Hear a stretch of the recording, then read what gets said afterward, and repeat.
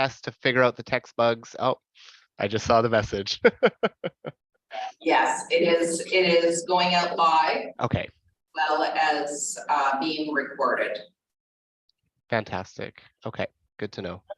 Can you hear okay, Robin? I can't hear well at all. Okay. Maybe it's a little clearer for me, but before it was a little more muddled when there's like a lot of people chatting. So I think that's an issue we're going to have to address with the IT people. I don't think this is an easily solvable fix. Well, it probably is an easily solvable fix by the people in the room with the equipment they have today. And welcome to Salvatore and Peter, also on video today. As I said, let's get started. We'll move right along. Hopefully everybody has had a chance to see our minutes from the June 14th meeting, which was the last time we met as a group, as an entire group. Are there any questions, errors, omissions, additions that anyone has in relation to those minutes? And if not, could I get a mover and a seconder to approve those, please? Derek?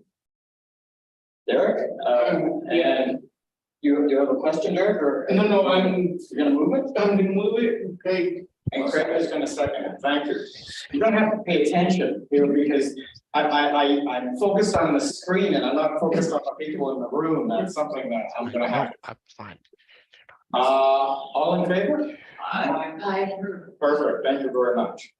It is necessary, as we do each meeting, to ask if anyone has a declaration of a conflict of interest. Once again, you do not have a conflict of interest because you have an interest. You may have a conflict of interest if you or an immediate member or a member of your immediate family had a financial gain, or has the potential for financial gain. Having gone through the minutes and the agenda, having gone through the agenda, I don't think that's going to be an issue with anyone. But I will give anybody an opportunity to declare a conflict of interest if they wish. And once again, that is a decision that each individual makes. That's not a decision that somebody walks up to and says, you have a conflict. You don't think you have a conflict, you don't. Okay, moving right along. The first item on our agenda was with Virginia McLeod. She is not able to be with us today, and Diane's going to speak to that. But I'm gonna, if it's okay with everybody, just skip over that for the time being, because we do have Nicole with us, along with Carissa and Christian. And Nicole, I'm going to turn this section of the meeting over to you for whatever opening remarks you might like to make. Thanks, Don. So for those of you who don't know me, my name is Nicole Maione, and I'm the manager of transit for the city of Sault Ste. Marie. I have had the pleasure of being here a few times, and I always do like to see everybody's faces. So thank you for having all of us. It is always greatly appreciated. And this is Carissa. She is our pair bus dispatch. So she's here to give any questions in regards to that. She's the expert, and Christian Frost is our training supervisor. He is very well versed on everything as well, and always comes to these meetings as well, just in case there's something I can't answer. We always have operations and pair bus here as well, right? To have my back. So do you want me to just get started now? Great. Okay. So the first point here is transit recently launched a new fare collection system. Essentially, that's just a different way that we sell bus passes and a different way that they are validated when the passenger gets on the bus. So for those of you who ride transit, you'll notice that our passes are a piece of paper and or a punch pass that the driver will either punch or validate the data on the back. The system was very, very old, very, very outdated, and it wasn't working anymore. It was supposed to be working. So we applied for funding, and we went through the whole funding process. We went through the purchasing process, and we put a team together, and we picked a company called Cubic, and they utilized what's called, the name of the company is Uno. So now we are converting, actually we have converted starting August 18th, our conventional, which is our regular routes on the big buses, to use and sell these cards. So instead of getting a paper pass now, you either get a smart card, which is the size of a credit card. It looks exactly like a credit card, Or if people choose, they can download the Emo app on their phone and actually purchase and use their phone as the bus pass on the buses. So we've launched that already. It's going quite well. I can say with any project, we get a lot of questions that are coming up and stuff that we have to look into and deal with and address, fix, improve, remove, whatever the case may be, right, with any technology. We're getting a lot of good feedback from our passengers. We're getting a lot of issues that are also in this rotation that have come up, which we're looking to address. Some of them anticipated and some of them haven't. So essentially how it works as a passenger is you can either go to the transit terminal, you can go to the transit office, and you can just buy a bus pass like you used to. And it's the same process for the passenger, but instead of getting a paper pass, you'll get a smart card. And then you get on the bus, and I wish I would have brought one. I'm so sorry I forgot, but you get on the bus and it's small, there's a little screen there, you just tap it. It's very sensitive. You don't even have to get close to it. It'll read the card very easily. And green light will flash and off you go. So it's very, very quick, very efficient, and it's easier for the driver. They get a green arrow on the screen, and then they can tell the individual was confirmed the bus. It'll also let you know if your pass is close to expiring. So if you have a monthly pass, for example, and you're close to expiry date, when you tap it, it'll just let you know it expires, September 20th, right? So if you want to put it on your phone, you download the app, and then you can also purchase using your phone, either coming to the office or transit, and we can actually just scan your phone and get it on your phone, or you can do it yourself 24/7 anytime, right? So we rolled that out on conventional, and we wanted to do it testing, on conventional first with the big buses, how it worked. And then probably maybe not next week, the week after, we'll start doing the same thing on Airbus. It's the equivalent system. It'll be the same system that's on Airbus, that's on conventional, offer all the same benefits and features. If anybody needs assistance with it, our drivers are always there to help. Of course, always on Airbus like they always are. And our other drivers are also looking to, provide education. Great. Thank you. Julie. On occasion now, the Airbus office describes as a cab. Yeah, because I'm going to do it. I'll move that the smart, let's focus on the smart card, because I think my phone is probably beyond. When I mentioned you were coming, I don't think my phone can load. So how would that work with it? I get dispatched for. So that's a great question, actually. So what we've done is working with this remote company, we've designed an app that the cabs will all have on their tablets. Okay, so all the cabs that we use as a third party right now, so UCab, they've all currently got iPads or whatever type of tablet they have in their car. Gotcha. So they'll all be enabled with an app. So they'll just click it and it'll validate the card. So that's another one of the reasons we haven't launched Airbus yet, is because they're still refining that to make sure it's perfect. So it should be available in a couple of weeks. So that's how they'll do that. So it'll be the same thing. So instead of on the buses, you see it's like a little screen. It's right there that you tap. On cabs, the driver would bring it up and then you would just tap your card there. And it's the exact same way you tap your credit card when you are buying groceries or anything, right? So, but one huge important thing to note is you don't have to transition over right away. So if you bought a 40 ride pass, yesterday, and you can use that up until next year. You use that and they'll continue to punch your passes. And then when that pass is done, then when you get a new one, it'll be the new system. So you don't have to switch over right away. If you buy a monthly pass, if you bought a monthly pass on August 26th, that's getting accepted on all of the buses right now. And come September 26th, when you need a new monthly pass, is when we'll transition you over to the new one. Carol? Yes, Carol. I got a question. So when the end of the month is coming and you said it notifies you, you've got so many days left, is that a printout on your screen? Like, is that a visual thing or? Yeah, it is a visual thing. It's on the, I'm not sure if you've used it or not, or if you've seen it on the buses or noticed it on, Yeah. It's, I know somebody that has a card. It is Yeah. fantastic. It actually says it on the screen, so but it doesn't say it out loud at all. Right, okay. And if you had a transfer, So transfers are all digital. which is amazing. So if you purchase a 12 ride pass and you get on the bus and you tap it, and then if you need a transfer, you'll no longer have to ask the driver for a transfer, it's built right in.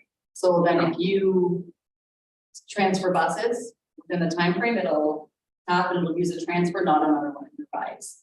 And with a monthly pass, a monthly pass is just, you go as many times as you want, right? But so the transfers are all built in, and then we do often sell single ride passes to like a lot of agencies. So a single ride pass is just like a little piece of paper with the QR code, and you would tap that, and that also has a transfer.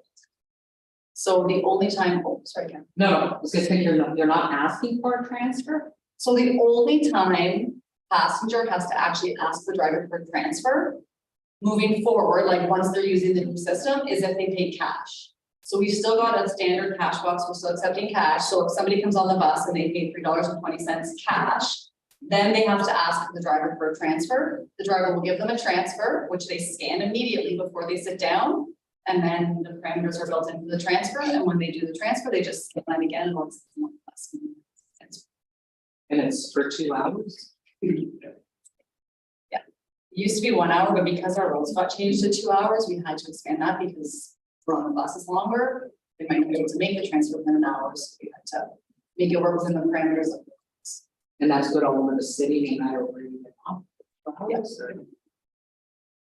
Because you can't refine it to certain designated transfers, right? Because some are also transferred as well, right? Make sure that we're accommodating. So, yeah. I think it's great. Yeah, good to hear. We've had, like I said, it's like with every project, it's been overwhelming at times, but we've got a great team who have really been on board with it, and don't have a lot of people testing it over us. So it's good. But it will roll out to Paribus soon. Derek, did you have a question on this? Oh, yes, so yeah, we are. Okay, I'm gonna explain something to you guys that happens at every Greyhound games. We have 3 buses that go up there. What happens when there is a big group? You have to put a big group on the bus. Can we pay twice if it's the same bus?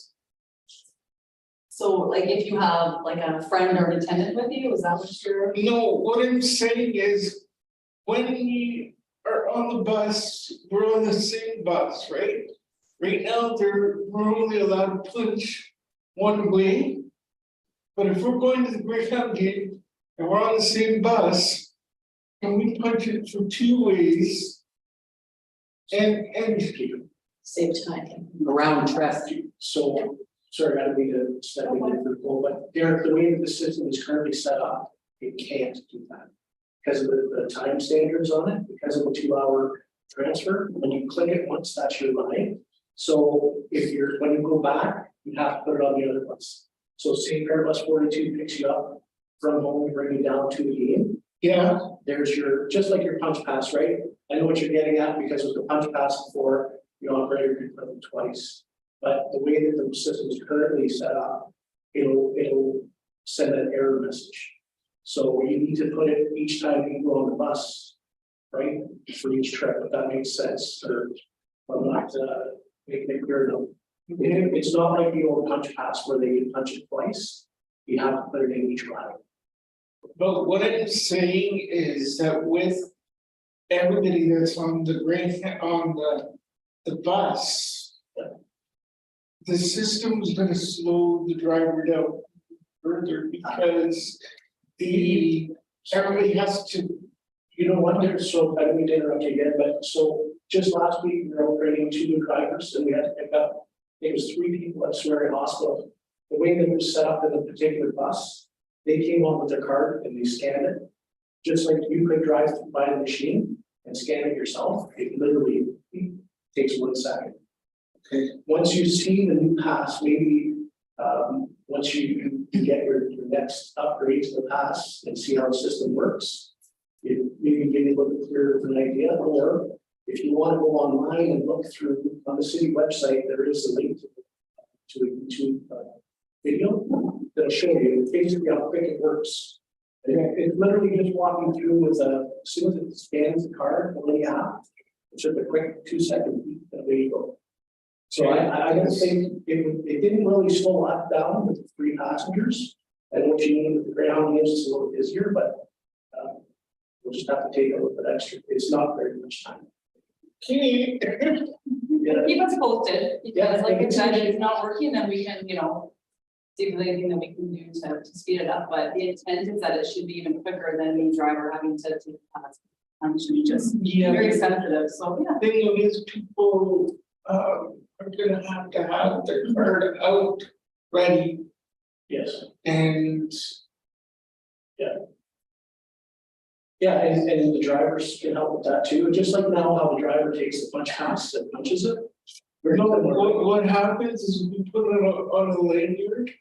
Yeah. And the driver, Yeah, I'm sure we could look at doing something like that, right, if you want. so like even if we could put a hole in it so that we can put it on the lanyard so You know that. what? So before I would say that, but I'd have to double check and make sure, because a lot of these new electronic cards, you have to be really careful where you're. Yeah, But I'm sure there's probably a spot that we can look at doing that. So we'll have to check, because we have had a couple of people put holes in their cards and it's devalidated the card. They put it where the smart card information is, so at this point, we don't know, but that's a great question. I'm actually gonna check with the company to see if there is an area on the card that could have a hole that isn't gonna interrupt the, sensor, exactly, in the inside. cause I know if they have 9 wheelchairs going to the mall. You got 9 wheelchairs that have to be. On their card. And I'm worried about like if people can't do it. Themselves, that the drivers. Aren't really supposed to go into wallets and purses. You're right. So. Will this new card system slow them down even further? Well, I think right now, a lot of the drivers are. Like with the punch passes, they take them and they punch them in return, so it could be the same thing, they take the card and validate it for them too, if I'm understanding. Yeah, but the thing is, some people put them in the back of their bag, Yeah, right? and we could work with those individuals there. Usually, I mean, if there's anybody they're having issues with, they'll typically report it back, like the drivers will, make notes on their sheets and say, today you experienced this with this person, or next Carissa or myself, but if that's the case, we could try to reach out to those individuals and work with them to get it.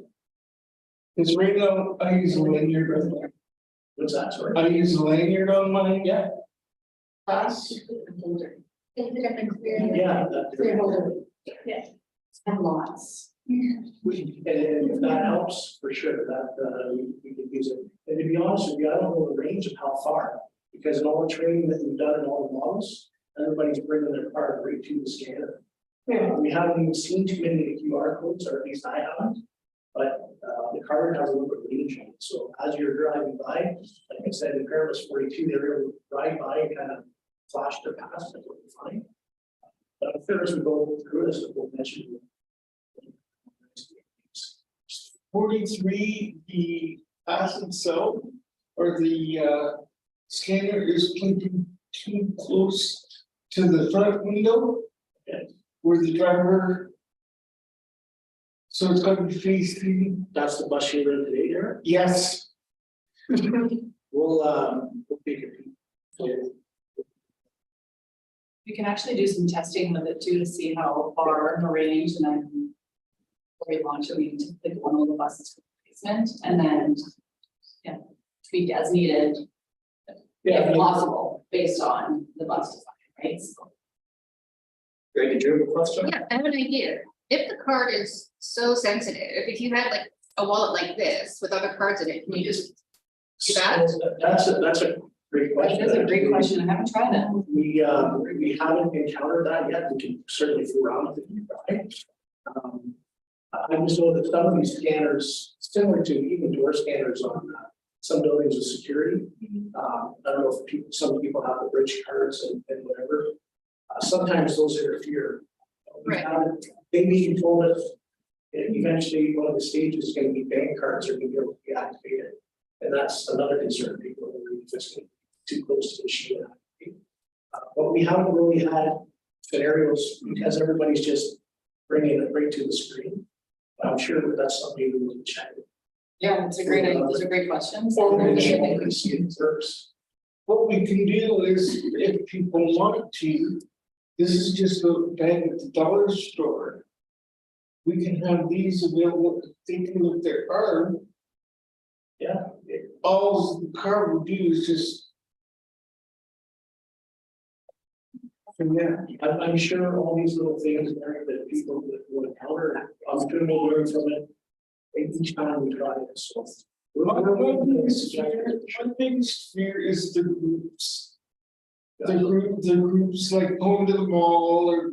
Yeah. Going to. Such and such, not so much. The weekly. Like going to the doctors, but the group. Where we all have to pay.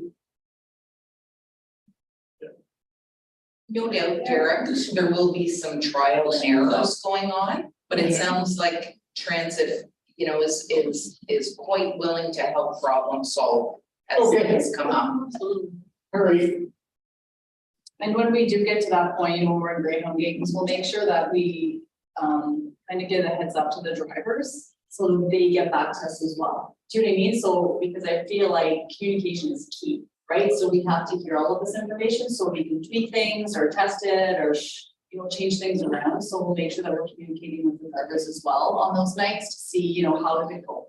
You know, that you picked up, you know, so many passengers, how did it go? How was the, you know, loading them, and, you know, being on the buses. So we'll definitely do that. Other questions for transit? I have a question for transit. It has to do with the new power buses. I understand it was difficulty with ramp slope on the new power buses. Has that been resolved?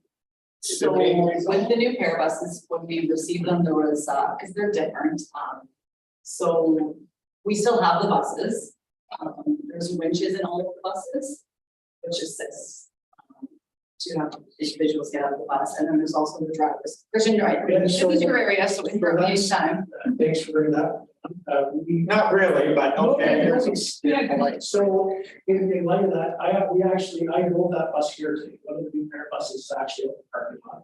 And if anybody wants to go down here to take a look, it's here. The biggest issue with the newest pair bus is, in my opinion, it's designed to go to 2-inch curb. So everywhere around the city that has a standard 2-inch curb, if you deploy that ramp in the bus, you're gonna have zero. Shouldn't say zero, there's always issues, but you'll have less issues. That's what the bus is designed. Where we're running into a little bit of difficulties is where those curves. So. for instance, Yeah, go ahead there. you start making sure the A. At your place, if we're not near the curve and we go to deploy Parabus 42 or 41 or 43, it definitely is a little bit more of an increased income. Yeah. So if the driver is not lined up properly, or if he can't line up properly, then one week it sounds like it's the driver's fault. I'll give you an example. You go to Surrey Hospital and there's 15 cars.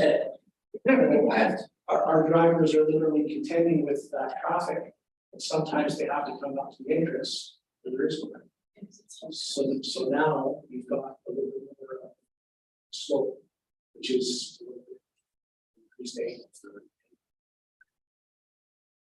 in light of that, we did put the winches in at the Cole mentioned to help with that. What we're finding is a lot of the operators tend to not want to really use the winches. Most of the guys are taking these people and they're bringing them up to my house, right? Which is a little bit more perfect. But that's just what's going on with these buses. But in light of that, well, sorry, Gary, go ahead. As long as you have the winches there, the operator can make a personal decision. Whether they want to bring the person up by the winch or do you Exactly. In light of that, that's usually what makes them want to line the bus up closer to the curb when possible. So I don't know if that's here for everybody or from So you're saying if the curb's only 2 inches high, If it's a standard curve, it's. so standard curve is 8 inches. Oh, sorry, I'm like. But standard, sorry, a standard curve, so the stop on the bus stop over here. Right, that would be a 6 to 8 inch, probably an 8 inch. curve. So if we're at that, Yeah, then that ramp is almost level, right? And I don't, like I said, we can go and take a look after and I can show you guys, but when you take that curve away, it's where we're having these issues. So we did add we did add the winches, and we are gonna be purchasing 2 more rear buses. So again, like I did last time, we always really closely with Diane now and go through the specifications and see, you know, what's out there, we can go. What do we need? Do we need a lift one? Do they need what they're over now? So we will go through all of that, we'll figure out the next ones. That regard. So these are the ones that we purchased, and they're the similar ones that most municipalities have right now. But like I said, we'll work with everybody for. Just wanna make sure that we have enough room on 43. They have the big wheel wells on 43. Yeah. And I was trying to get back there and I hit the wheel well, the plastic, just to turn in 43. great, go ahead. The question regarding the height of the curves. City has annually done number of, I think we should have depressed curve. And curve cuts or depressed curves, I think it's. It's valued, so to make certain that the new buses meet that, we have to adjust how we cut our curves. I don't know, so I don't know if that's directed to me or anybody else, but I think. Whomever, I think that in the past, I know Diane's fairly. What we found works best for us is when we hear from most of you guys any challenging areas or our operators also identify. So they might say the bus stop at in front of those, we're having issues with going the ramp on a certain bus. We'll take a look at it, and we'll also obviously the public works who helps us maintain bus stops and operate bus stops. And in the past, historically, we've usually gone over a list of Diane, or I'm sorry, Nancy previously might have gone lists certain individuals saying this area, that area. that's literally how that was put together. I've been in the rooms when that was put together, that's literally how it's done. I don't know that anything needs to change from anybody else's standpoint, but that's usually typically what moves In fast. terms of making sure that we don't trim them too far down, so that the new ramp. Yeah. It's the new ramp, so about the idea of extra pitch. I'm fairly mobile, but the idea of uncontrolled pitch in a wheelchair would not, doesn't sound good. Sounds like a potential problem. And typically, we're running into that more at parking. Gotcha, understood. I know that we do some in the work that we do to depress them. Like, normally, the depressed curve is generally regarded as a good thing in this room. Yeah. But we don't want to do something that makes things work. Inadvertently make things worse. I remember one time we started it, we did grade them for someone using a white cane. Remember, who was now no longer with us, but he said, Craig, if I walk through that curve, works perfectly for someone in a wheelchair with crutches, but I don't know the curve is there. I could wander in traffic. Bless WD made that point rather vociferously at one meeting, and I never forgot it. Because we hadn't done it, we hadn't cut them, we hadn't depressed them correctly. Lesson learned. Go ahead. There was 3 cars yesterday or Tuesday. I went for my dentist appointment. There was 3 cars. There was a truck backed up trying to move into the family building. And bus 28 had to back up and almost turn around and then go straight out. So there's not even enough room. They've got the flower pots, they got the cars, and they got a moving truck. So like our drivers are supposed to go back up, right? That's right, we teach that training Backing up is always bad. Okay, so but in this particular, there was so much, And see, that's the issue that we sometimes run into, like I mentioned, the hospital, if your police is like that too, Derek, I don't know if your superintendent can even be approached, and maybe you can help with either a parking sign or stuff. but they don't read them, we put them up, they don't read them. So those are some of the challenges we face on paras. Sometimes we have to adjust where we put the bus, get people on and off. And at the very worst case scenario, we have to, we make sure we get you on all the time, but there's some obstacles that we gotta get around. Sorry, we didn't mean to bring that up, but it's. Other questions? Comments? I have one. We have one on the Pride Child Development Center. Pride has absorbed like 3 other agencies in the past 5 years or so. We have so many more clients that we had to get a location at Queen Street. And now we're seeing that that Queen Street location is so much more convenient for families to get to. And when they have to go to Johnson Avenue to get those services, especially when they're coming east from west, it's really difficult. So they put it down to me to maybe put the bug in your ear, and we don't need an answer today. Would it be possible to have like a more direct route, the way the hospital goes, back and forth? So to add routes is quite an undertaking, and it can be, if it's added, it can be very costly. So it is something that has to have a full study and typically has to go to council for approval. And we will have to do, you know, it's typically a third-party study. So the last time we did a re-optimization study was 2000, and before I started 16, I believe. So I do hope to do one, you know, because you should have them done every decade. So I do hope to do one. I do hope to do another one, you know, coming in the coming years. So it is something that we can take a look at for that. We've got some data that we can look at based on, you know, kind of on and off at certain stops.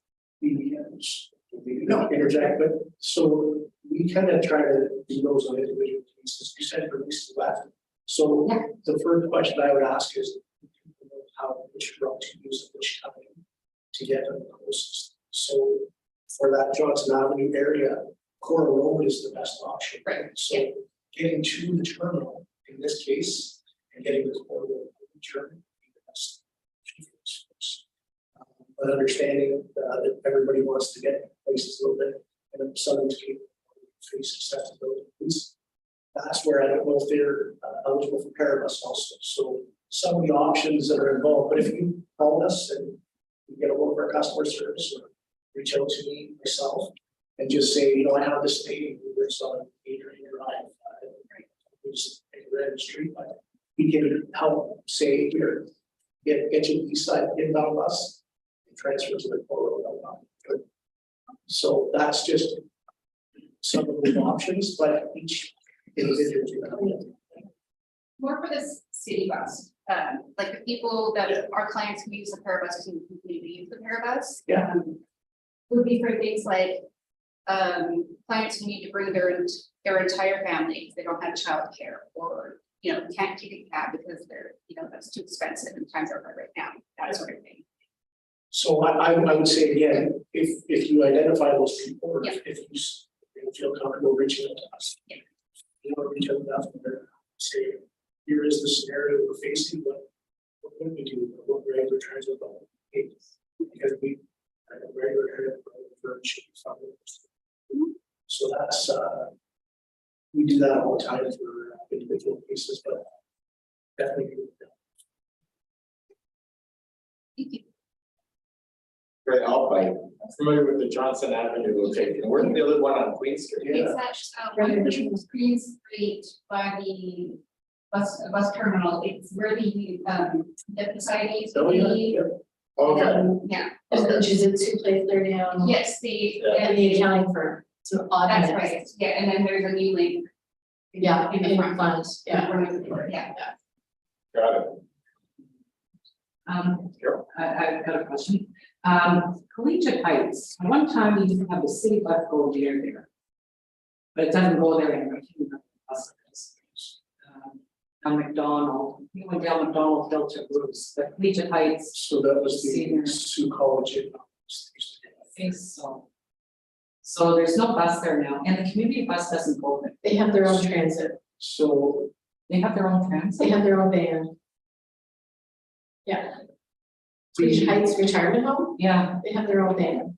and the community bus service is not on the bus. on request. Correct. So if somebody calls and said you need community bus into Beach Heights. which nights, right?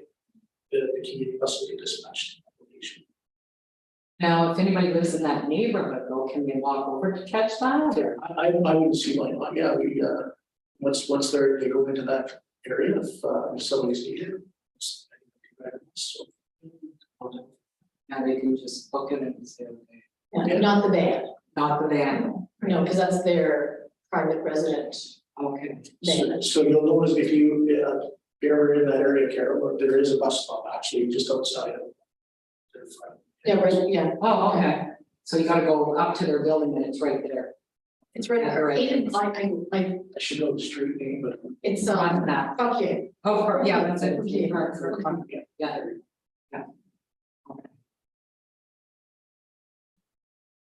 Other questions or comments? Francis, we're gonna give you a chance. Is there anything else you want to talk about? There was a number of things on the agenda and we kind of.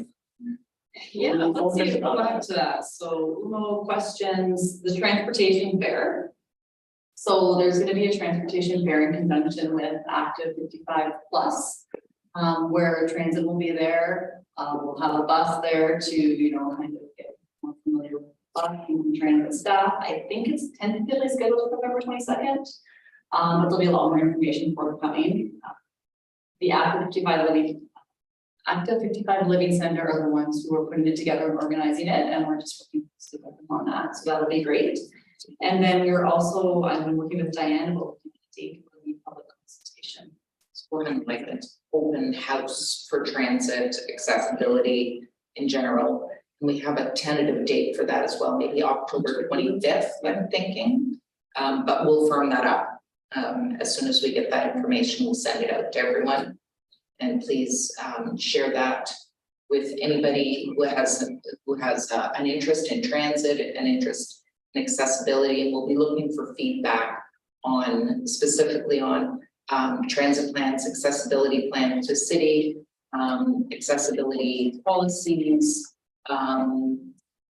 bus stops and shelters.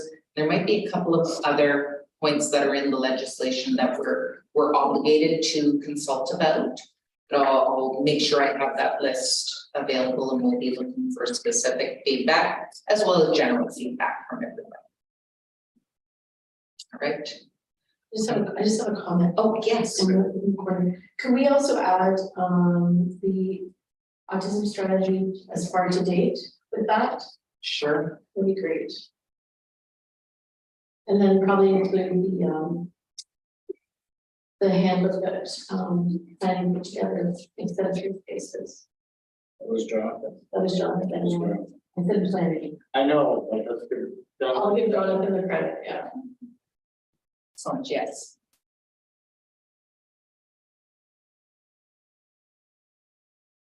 We covered most in here. There was a question about the attendant card. I'm not sure if you want to kind of go over that. Sure. I Yeah, think that was actually Derek. yeah, Derek, still a good question. Yeah, absolutely, yeah, absolutely. So. Would you mind sharing that? So the original intent was if somebody needed assistance getting on or off Paradise, the attendant, somebody who's able to help them would be able to ride for free. So that was that's always been the intent of the attendant card. And I think Derek was, to me, he was kind of headed with the question, I think, was in relation to the Greyhound games. He was worried about something that happened to him last year at a Greyhound event. And he was more like worried if his attendant could ride with him. But I tried to make him understand that those cards are there for the people and so on. But Derek is clearly able to get around himself, so I don't know if that's an avenue that you'd like to pursue, but that was the original intent. If that needs to change going forward, we can always look at those. Some of the issues. I think so. Sierra. Oh. Or Chris, sorry. Oh. Yeah, so anyways, that was the original intent for the card. And going back to what Derek was mentioning earlier about the greyhounds. If you started allowing everybody to ride with an intent for greyhound games, now you're taking away from wheelchair spots, right? And other people, we do have ambulatories that ride the bus also. So as these groups of people that are getting bigger, it's a little bit more challenging to get everybody to the games. I don't know what the groups are gonna look like this year, based on last year. It sounds like this year with the downtown plaza opening and some of that that's going on. Is there, Christian, is there consideration given where someone may be able to get on a pair of bus on their own? Yeah. But they're going to an event that's gonna be several hours and they need an attendant while they're there. So the way that we've currently done it or done it in the past, no. But that's something that needs to be addressed. What I suggested to Derek, or I suggest to everybody, is if that attendant wants to meet them at the event, is take regular transit. I mean, and then everybody's still. Everybody's parents, right? It's either the intent there or thinking. That's just the way it is. Okay, can I just add a comment?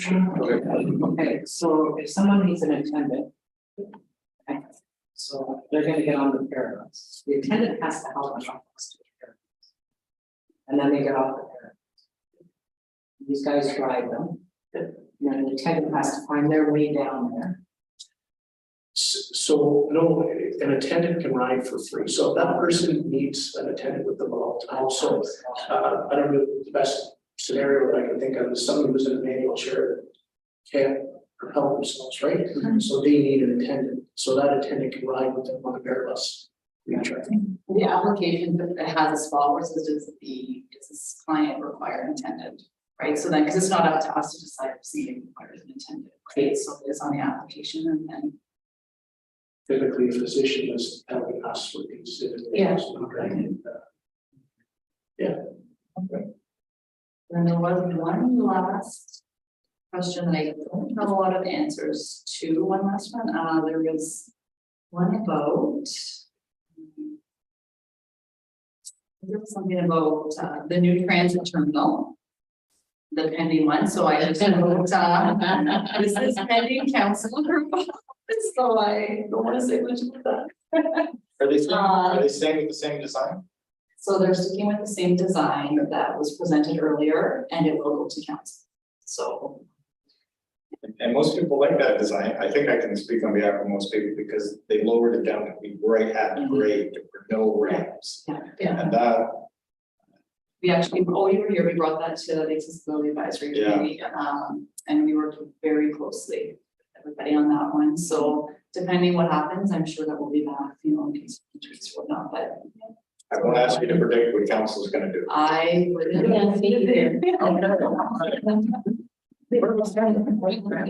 First. To get through others involved.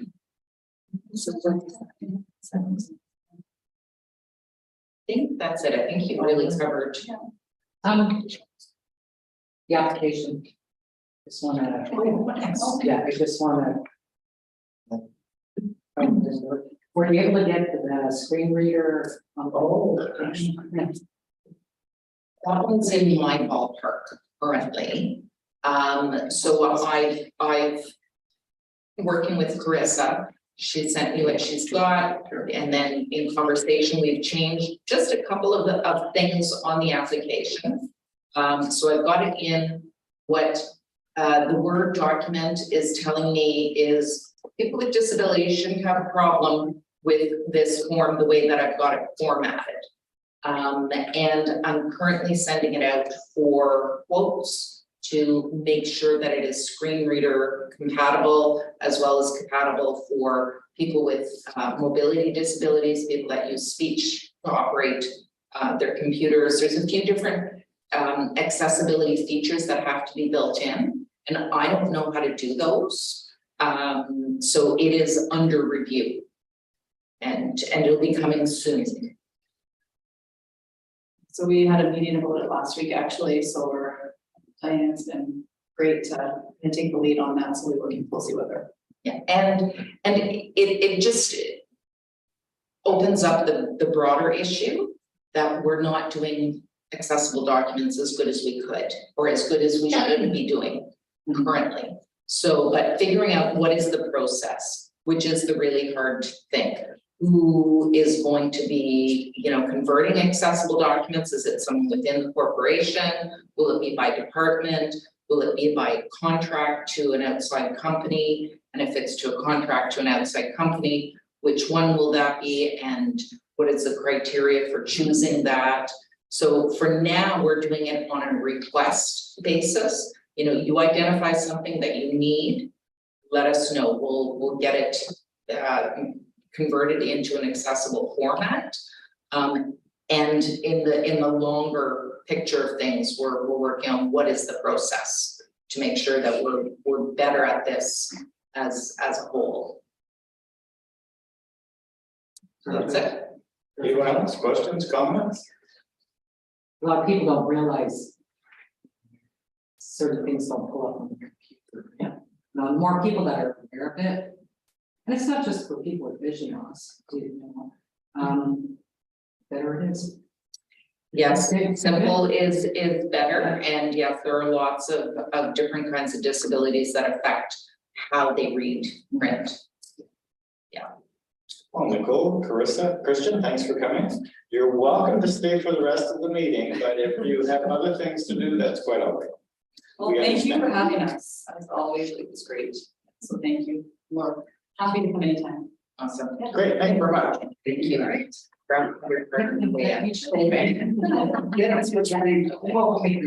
Perfect. Yeah, that's great.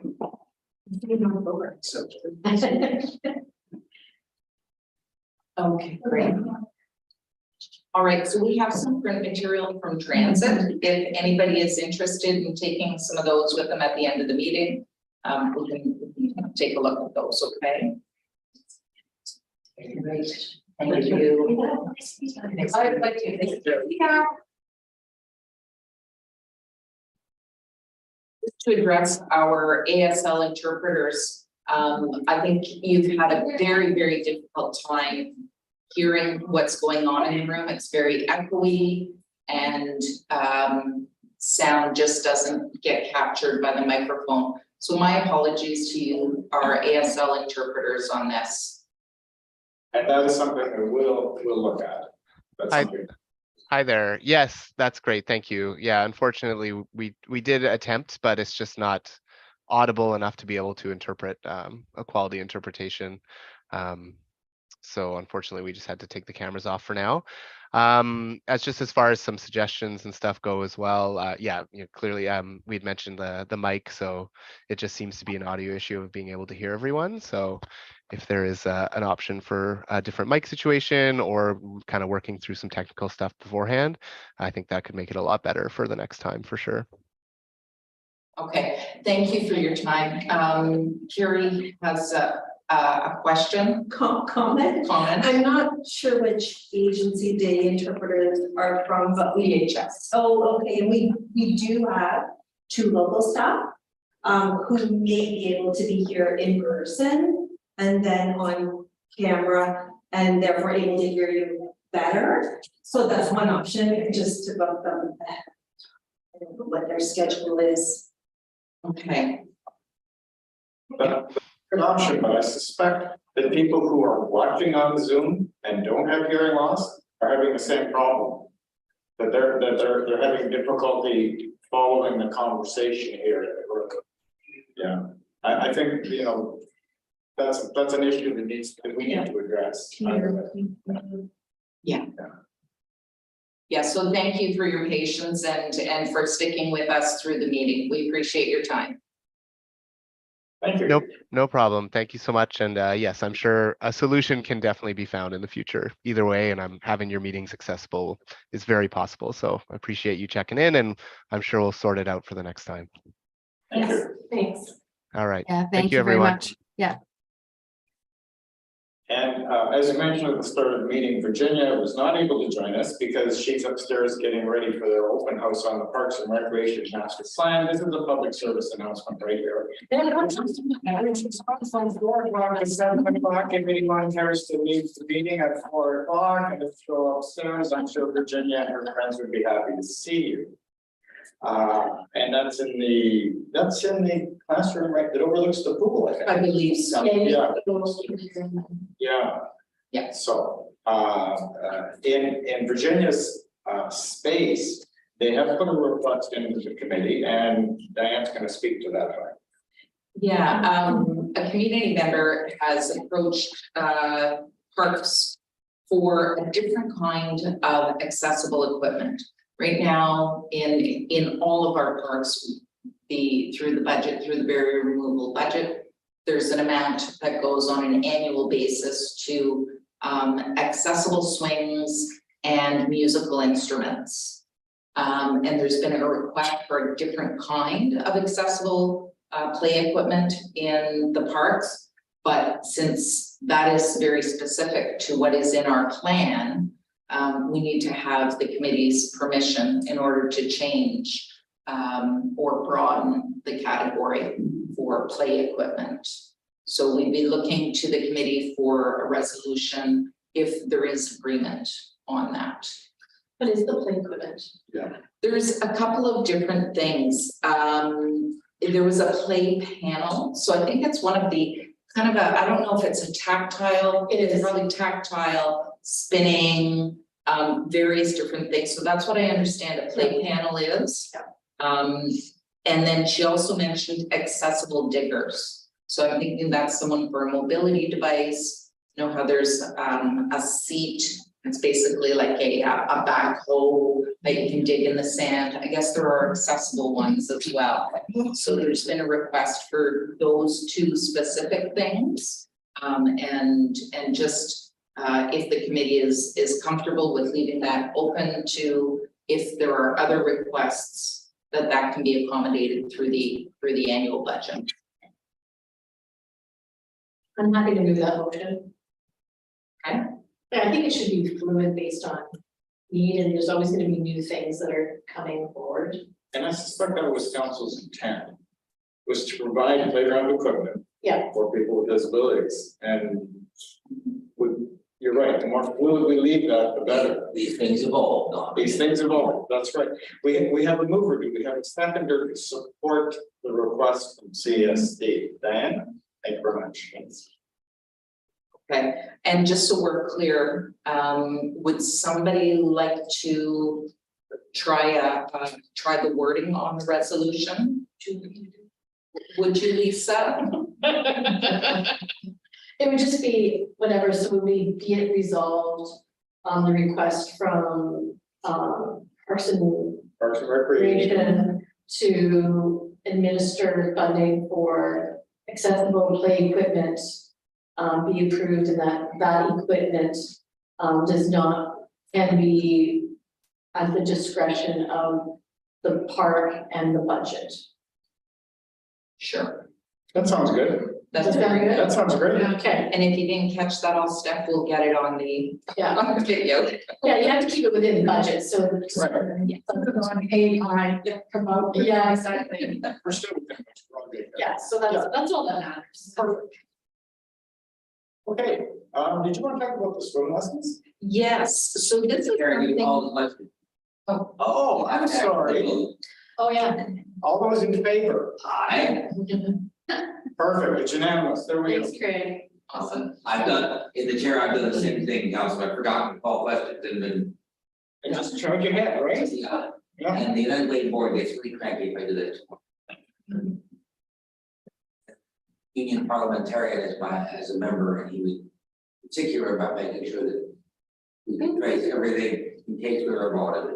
And he was wrong, he was right to be careful. Yes. At least now there's a record, we're good. So swimming lessons. Yeah, so this is something that came to me, I guess in the spring sometime for the summer swim lessons. The pool has many more requests for swim lessons than they can actually fill during lessons. So they've been very careful with the resources to offer group swims.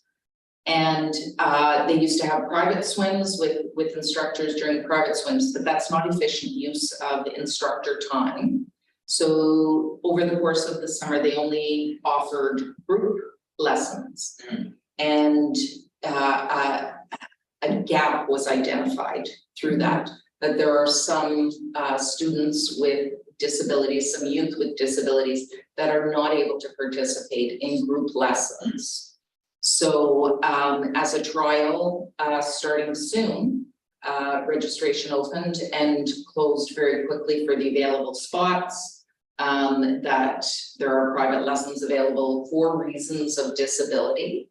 So there is a form that doesn't ask for specifics about disability, but asks about some of the abilities of the student and what are the challenges that exist so that they're not able to participate in a group lesson.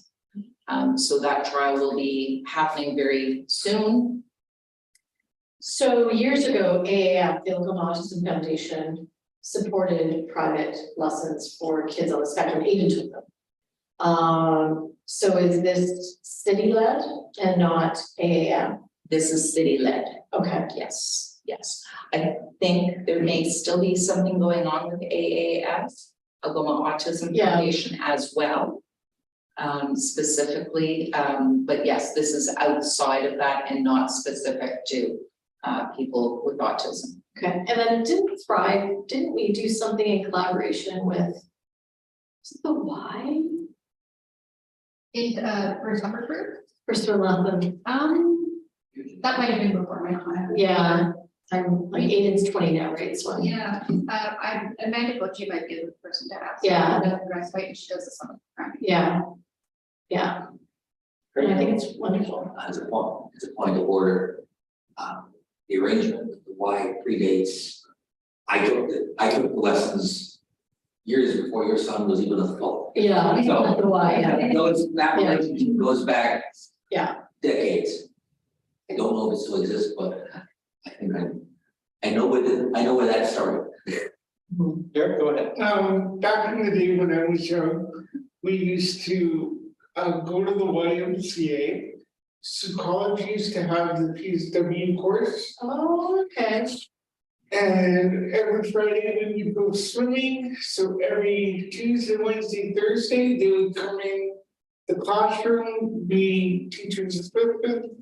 And then every Friday we would meet up at the Y, get it going on the Airbus afterwards. So we would do the morning. And in the afternoon, school. But I'm sure it filled up fast. So, but we did that every Friday for so many years. Dan, this is an experiment at this point. It's a pilot, just to even see, do we even get the process right? Because There's 8, you said? there were 4 spaces. 4 spaces. And I think we've had 8 or 9 requests just as of today. It opened yesterday, it filled yesterday, and I got a couple more today. I would recommend, Diane, especially if you've got kids on the spectrum, is reaching out to Autism Ontario, because there could be some training, free training available for swim instructors. So I know with Aiden, we had sort of like 2 instructors that didn't, anyway, didn't work out. The third was, a younger, like an older, like not a 16-year-old, I think it was 20 or 21. And, kind of definitely was better attuned. But I know that there is some training through Autism Ontario, so I'll see what could be available, even if it's just, it'll be online, but even just basics, right? Mm-hmm. Yeah, Yeah, that's great. Now can I interject here, Mr. Chair? Sure. Is there, is it individual families that are taking care of the transportation? Or do we need to look at getting Carbus involved? No, the individual families are taking care of transportation, whether it's through their own transportation sources or public transit. Okay, so we don't need to do like we did with.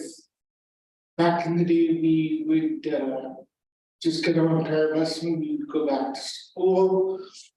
People would pick up from their homes about 8 o'clock, go to the pool for dark.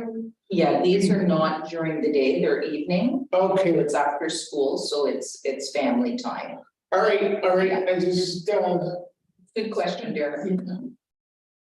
Carrie, over to you. So it's my understanding that they do still want to have the private, it's the lack of teachers and lifeguards and everything at the pool. And I know that for the past 12 months at least, the lessons have been free for those to take the lifeguard and the teaching courses so that they can be an instructor. And I believe it is for September, but I could be wrong. So they still intend to train, and at a younger age, they've reduced the age a little bit too. They just still have not caught up to have enough instructors. So hopefully within the next year, COVID kept everyone from completing those lessons for almost 3 years. So they still don't have enough. Yeah, there's a real gap there. Unfortunately, yeah, programs had to close in the summertime because of enough. Other questions on this? No. Dan, did you want to move on to the rest of our other business here? It's just a little update. Sure, yeah, updates on some of the things that were being worked on by this committee and this office before we had our summer break. So we now have one functional splash pad, which we've had for a couple of years now. We have a youth water wheelchair available out there. Mind you, I think that's coming to a close, if not already closed. It came in the week before school went back, the kids went back to school. So unfortunately, because of a backlog of availability, it took time. So nobody was able to take advantage of having this new, we're calling it a water wheelchair. It's a youth water wheelchair, but it's actually a youth shower chair that is meant for outdoors. It's got wheels, it's portable, and it's hopefully of a size that will be usable by families that will be going to the splash pad. But we're also, once that becomes into place next year, we'll be looking for feedback on how is this working. Because we don't, it's a rare thing to get everything right first time around. Then there was the Manzo pool. A couple of weeks ago, I took a drive by. It is still under construction. So again, that will be one that'll be functional next year. And the plaza, as we know, things have been slowed down a bit. But hopefully they will be, I think, opening sometime in the near future. And I think it's in parts. We do not have a youth water wheelchair for Manzo or the plaza. So we need to be working on that. But we've got some time now to work with that. So any questions on any of those with the splash pads? Okay. Mr. Chair, should we go on to the next one then? I think it's great. Diane, is the intent to have it at one of the beaches now that Point de Chene is accessible by bus? Would that be a location? Yes, and that comes under actually the next. Really good timing. It is very, very, very good time. So Point de Chene's, at this point, we've applied for 2 grants for Point de Chene to try to bring it up to an accessibility, a very basic accessibility standard, which doesn't currently exist there. The washrooms are not accessible, the change rooms are not accessible. The paths are, there's one section of the path where it's crumbled, it's totally just deteriorated due to high water a couple of years ago. Their accessible parking is very poor. They need more paved paths. They need pathways to the water. They need a water wheelchair. So we identified all of those items in the grant applications. It's very unlikely that we would be getting funding for the second grant that was applied for. But this is still a need that has been on the to-do list for this committee for many, many years. And the committee had given a resolution at the June meeting, I believe. Maybe it was the May meeting, I'm not sure. That this funding was available if the grant was successful. So I'm looking to the committee with a little bit more funding from another funding source within city. There's an available $15,000 to add to it. And if we do that, we can get almost everything done on our list to make Point to Shane more accessible. So the wheelchair, the beach wheelchair is not one of the youth ones. It is a floating, big wheeled type of chair that it floats in the water. I don't know if in the long run that will be appropriate for children or youth, but we'll have to give it a try and see where the gaps are. So I'm looking to the committee again to commit that same amount of funds that's coming from the barrier removal reserves for this project. Can I just to clarify something here though? So at a previous meeting, there was a list of projects, improvements that were proposed for Point to Shane's. They were looking for $60,000 from a grant. We said if we get the $60,000, we'll give you basically $30,000. It's 29 something. It's basically $30,000. Right. Right? They weren't successful in getting that grant. Not the first one. First one, we were not successful So they for. applied for the second Second one. earlier February, March, that Virginia applied for another one. Okay. That was available, and that one was not successful either. We haven't heard yet. We haven't heard yet. Okay, so we're over 2 so far as getting any money. Exactly. And yet another summer's gone by where Point to Shane isn't very accessible. There are accessible porta potties out there, which is great, but if anybody's ever used one of the accessible porta potties with a mobility device, it's about the size of this table, maybe just a little bit, Yeah. it's square. It's really not very accessible. So it's not adequate, it's not equitable, and I don't know how long this has been on the to-do list. So, but all of the proposed improvements should be done. My question is, I guess it's a timing thing, and it's really a question in Virginia. Are they looking at another grant system? They would be if they come available. The problem or the challenge right at this particular part is that the additional 15,000 that can be gotten from another donation source is only available until the end of the year. So it has to be spent by the end of this year. So that's why the request, because they can work on this, get this done this fall, and it will be ready to go in the spring. Okay, my concern is, and like if somebody else is giving them 15,000, and if we have to match, we match. I don't think anybody has a problem with that, right? We have to match.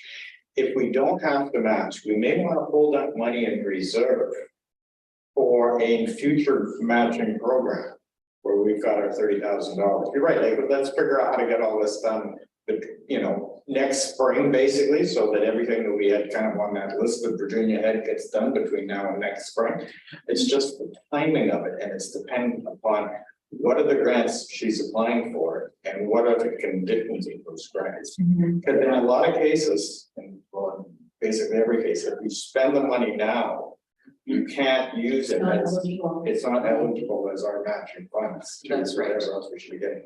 So when we agree as a group to support the request, go ahead and spend what is required at this point to get the other $15,000. You don't want to lose that. Plus, we do want to move forward on this project, but I'm sort of on the understanding that we're going to talk to Virginia about this to see where is our money best used. Like, we don't want to spend money and then have a problem next year. Right. Does that make sense? It does. Explain that for a little bit. I think- Yeah, go ahead. You did. Questions for you to Diane, who, like, if a tire falls off or a wheel falls off the water chairs, who are we gonna get to? Who is the vendor that is going to take care of the repair?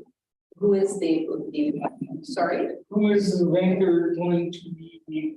Well, we will have to get another quote. I've got one budgetary quote so that we have an idea of how much it would cost. We have to get a second budgetary quote, so we don't really know who the vendor will be at this point. Because the thing is, what I'm saying is with most of the specialties, they have a lot of wheelchairs. So if you need to get parts for your items, it could take up to 2 weeks just to get the product in, and then another day or so just to get the part fixed. Right. So just, I know you probably realize that, but in hindsight, we have to allow 3 days or 4 days. So if something goes down right away, like somebody has to get a hold of somebody right away and say, we need this fixed. If it has to be sourced, it has to be done right away because they might have to order the part.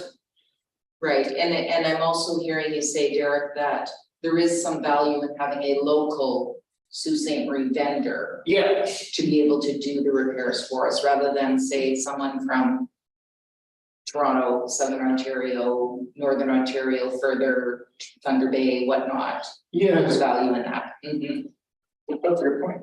That's like, Yeah, well, point, yeah.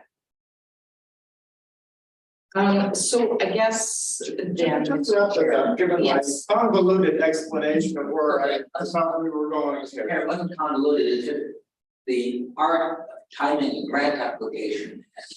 What can be done and what can't be done, as you said, there's 15,000 that is time sensitive. Through you to Diane, is that, I understand, guys, did I get that clear?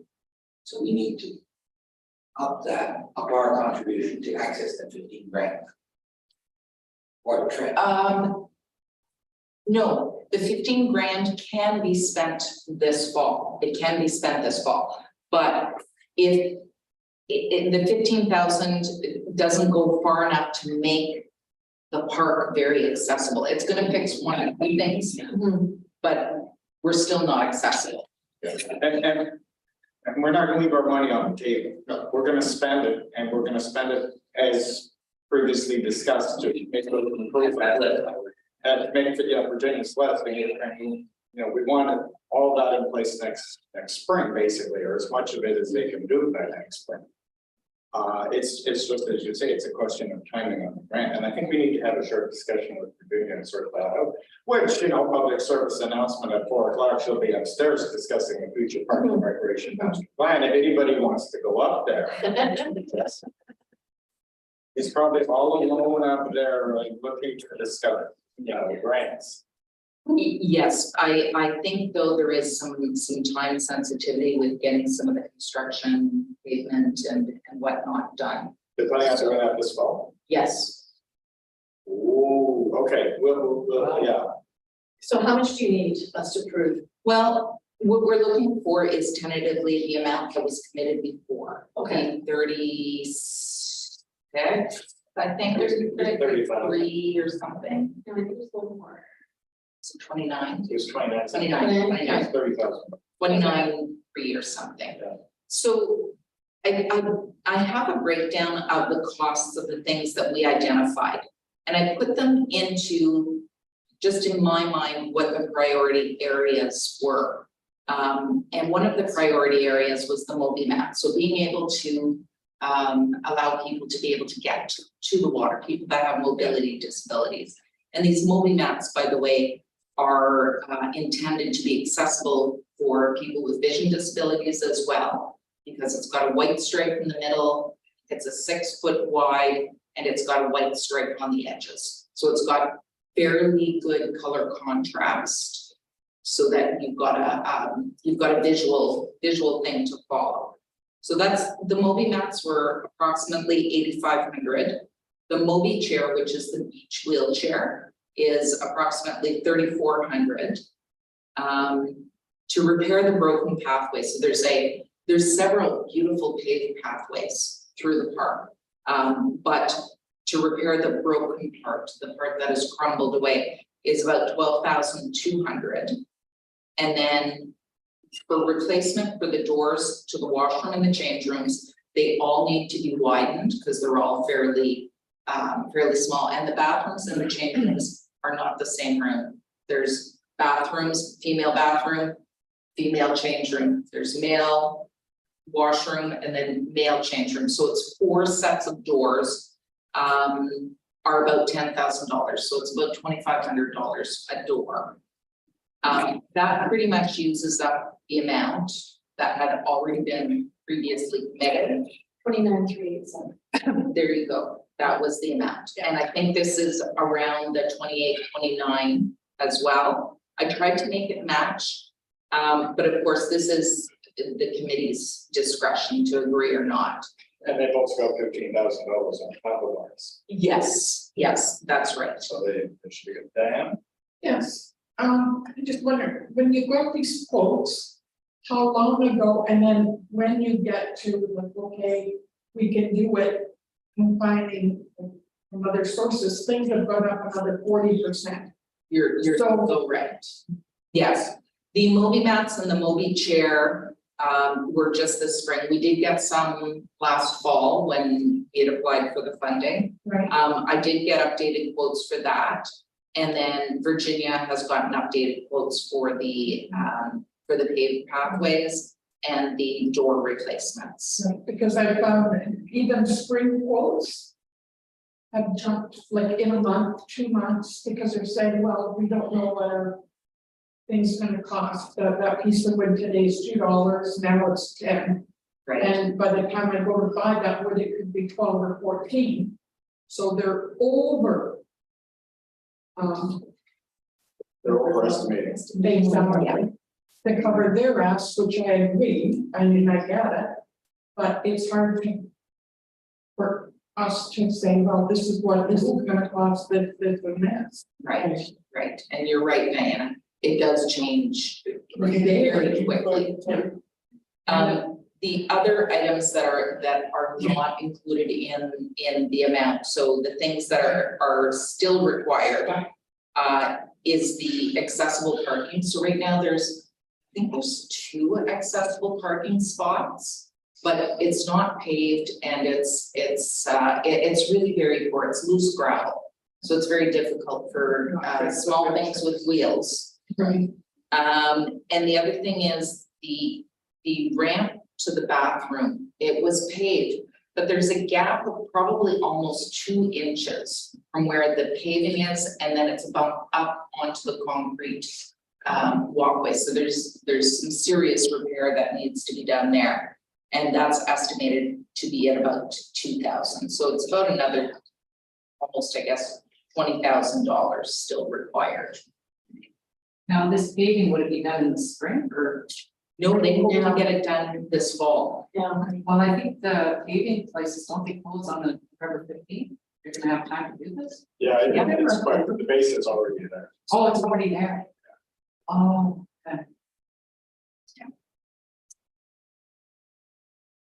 So it is, I'm making something up here. okay, good. Yes. Dawn is furiously writing. Do you want the original motion? Do you want me to bring it up? Well, you know what? That's a really good thought. I think I have it here. Yeah, but it's in the minutes. Cause that was the last minutes, right? Yeah.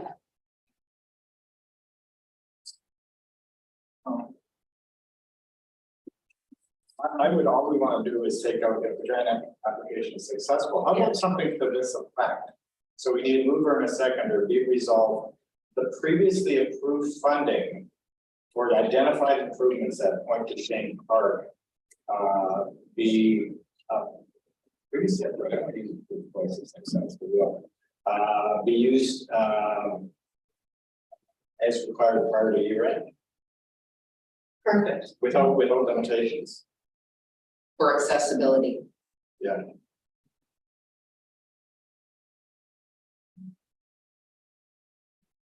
Do the original mover and secondary do, is this it's a new motion or? It's a new. motion, okay. Yeah. No, I just, sometimes amending things. Yeah. Fine. I'm Like glad our you team know. here, but there's money involved, in case, how would this look in the fundraiser to see start, so is it, but, It would look great. We're doing great. you know, just make, I would run this. I would run. just thinking, Yeah, you go. Okay, except we don't have a move, we don't have a second. Derek, you wanna move this? Great, I'll say. okay, Sweet. wait, I know, hold on. All in favor? I, Okay, we're all good, it's unanimous. That's your job, you gotta keep reminding him that, because he knows, right, you know? as I said, Does that do it for you? That's amazing. I'm really looking forward to seeing this project off the list. the Diana present is pending, but still at parking and the ramp fix. Yes, and I think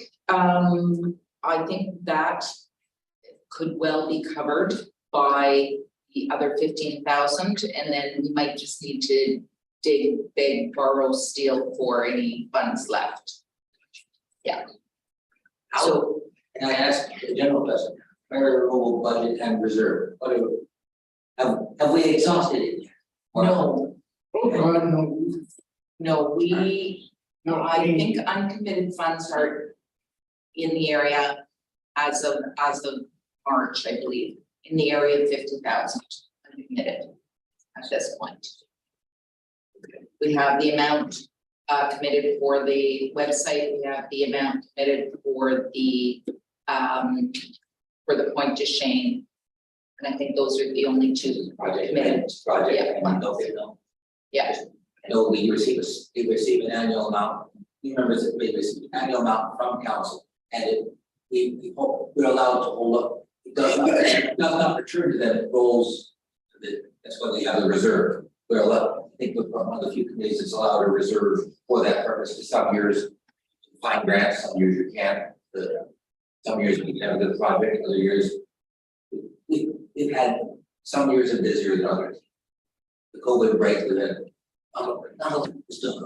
not through lack of need, but lack of ability to get it. Okay. Moving right. thank you. Do you want to introduce the next one?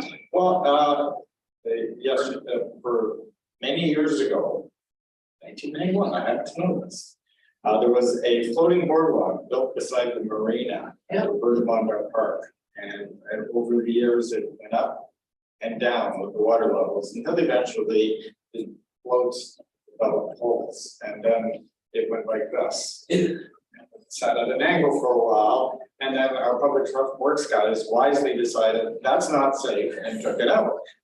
And the cost to repair it, I think was around $600,000.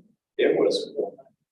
And we kind of all sat on it for a while. And then council said, no, we need to go out there and fix that. And for those of you who have not gone out to see it, I suggest you do. It's really, they really did a great job. It is now totally accessible.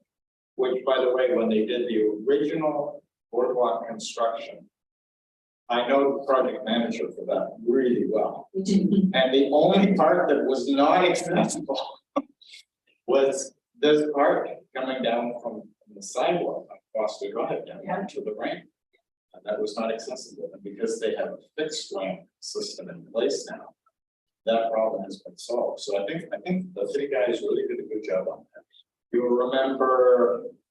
Rick Orion came and he talked to us about how they were going to do us. And I suggest you go and take a look at it, Carol, have you had a chance to go down there and? I love it. Hold on, you love it? It's Good, yeah, it well was done. great. Yeah, it's really well done. It's almost as if we might wanna, send them a note or something saying, way to go, guys. I think so, yeah. Yeah, do you wanna do that on behalf of the committee? That would be great. I was hoping everybody would agree that they liked it or that they approve. And that I could send Rick a note. I would like to go see it, so she go see it. Oh, you'll really like it, Derek. Yeah, it's really well done. It's solid, it's wide, it's at one level. The colors are perfect, Good contrast. excellent. Okay, do you want to talk about our pool equipment? Yes, so the pool equipment, in this year's budget, the 2023 barrier removal budget with the committee. Were a couple of items for the pool. So one is a replacement of the adult change table, high-low change table. So that has been done. That went in a week ago, 2 weeks ago, maybe. And the next thing coming will be the ceiling track lift. So the high-low change table has been changed. Ceiling track lift will be coming as soon as we get the vendor approval. What is it, the contractor approval? Yeah, whatever it is. That'll be going forward as well. So there'll be a new ceiling track lift as well. So that's the status of that project. And my apologies, I should have asked that they started the meeting. It's now 3:30. What kind of time limitations do people have? 4:30 is the bus. 4:30 is the bus? Yes. So good, that will give you time to go upstairs and talk about the Parks and Rec plan. That's right. Perfect. Okay. Community center? Yeah, the Northern Community Center. So if anyone has been by there, you see that the old McMeekin Center has been demolished. And the brand new, beautiful, really nicely done accessible parking in front of that building. There's lots of accessible parking. It's signed appropriately with the Highway Traffic Act signage for accessible parking. They've got the access aisles, and they've also got at the top of the access aisles, the tactile walking surface indicators, which would probably be very important when the parking lot is full, anyone with a vision disability as they're finding their way back. I'm not sure that the tactile walking surface indicators do much good when the parking lot is empty, because it might be confusing as to where the person is going. And I thought of that. I thought it's great as long as there's cars that the car is parked there. But if you're walking and it's all empty, you might not understand what that is all about. Is it still at the start of it, like yellow or? It is, Okay. yes, it is. So if you have some vision, you will be able to see it. But if you have no vision or not enough vision to be able to see what's there. But it was a nice addition that they did put the tactile walking indicators on there. The feedback that we had sent to the committee, I'm still waiting to hear back on some of the issues that we put forward. I've sent a gentle nudge on that. So hopefully I'll be coming back to the committee with some information on the suggestions that were provided. Those that fall under code, like the nosings on the stairs, will be done. I'm quite confident about that. Some of the others, we just have to wait to hear back on that. Okay.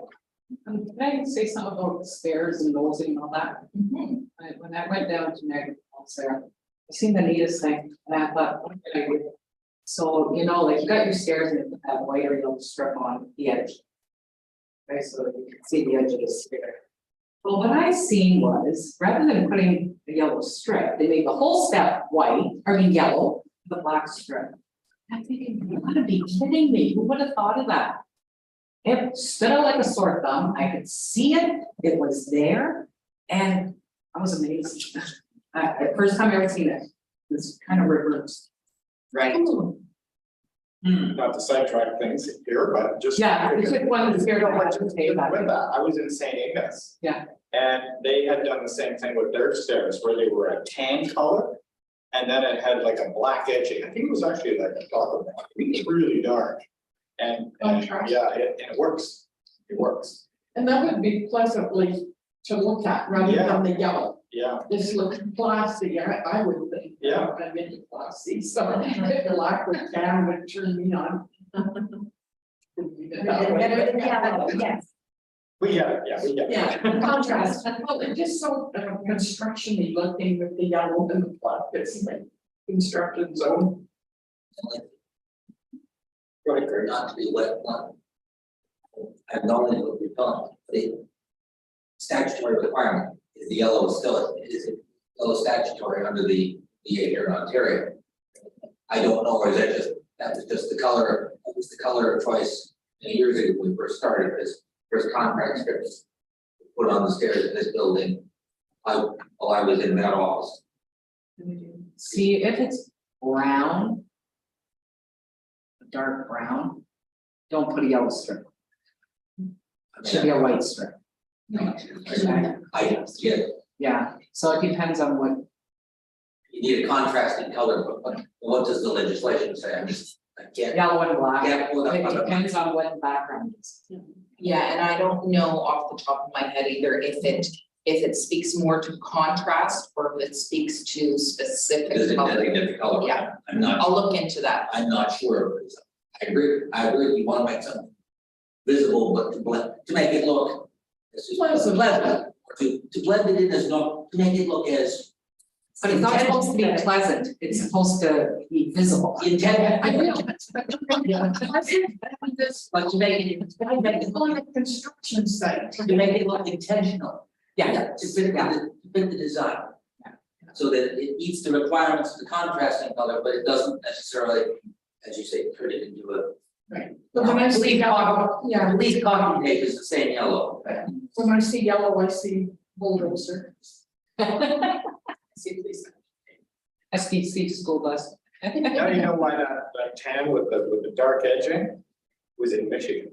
That's a really good point, because you probably couldn't have done that design here.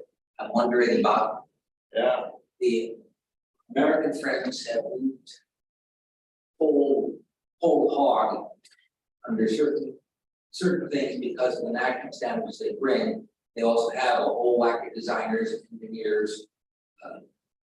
Because of the volume of persons with disabilities they deal with, they move things more quickly.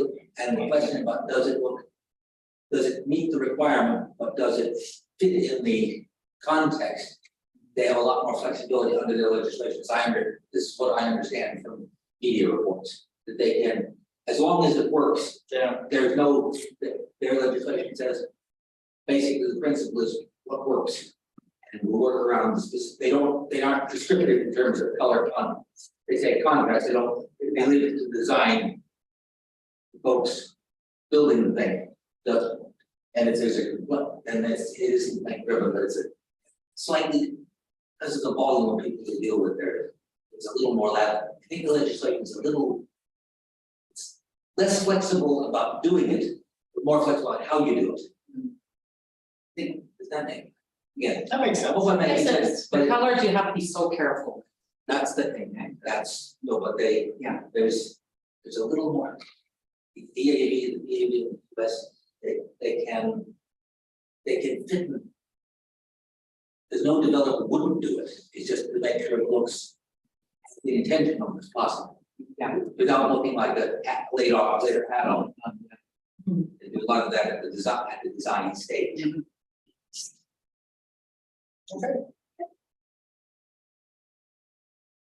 We'll get there someday. Barrier removal updates? Yeah, and I'm not sure why I put it under barrier removal updates, probably should have just been an update, but. Anyways, the barrier-free parking violations, we're tracking that every month. And I'm very disappointed with the numbers. And So in June, just to recap from June, for the entire month of June, there was 4, for the entire month of July, there was 1, August 1, and so far in September, we're still early, it's 1. And I know that's not reflective of what's actually happening in the community. So it's good to have this data, and we need to figure out how to make it work better.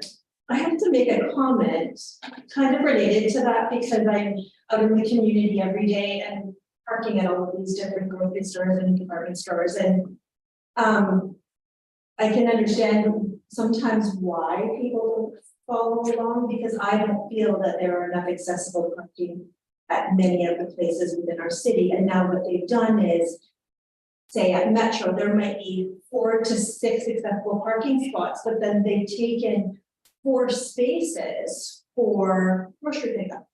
So the young able-bodied people who go online and order their groceries because they don't have time to shop get prime parking, which is equal distance from the wheelchair parking, accessible parking to the door.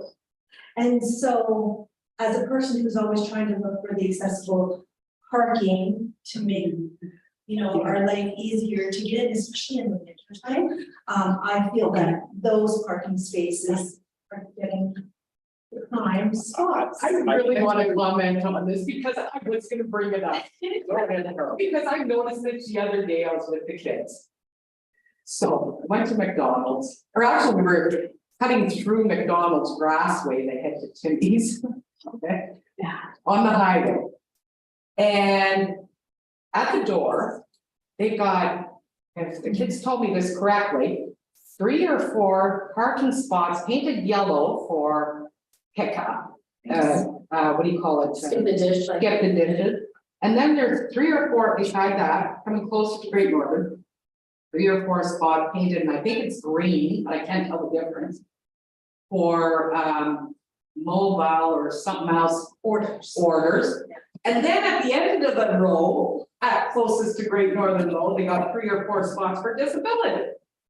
So I told the kids, I said, well, I see there are disability or accessible parking close to the door. And then they noticed those 2 at the other entrance. On the other side. On the other side. So what is this, first of all?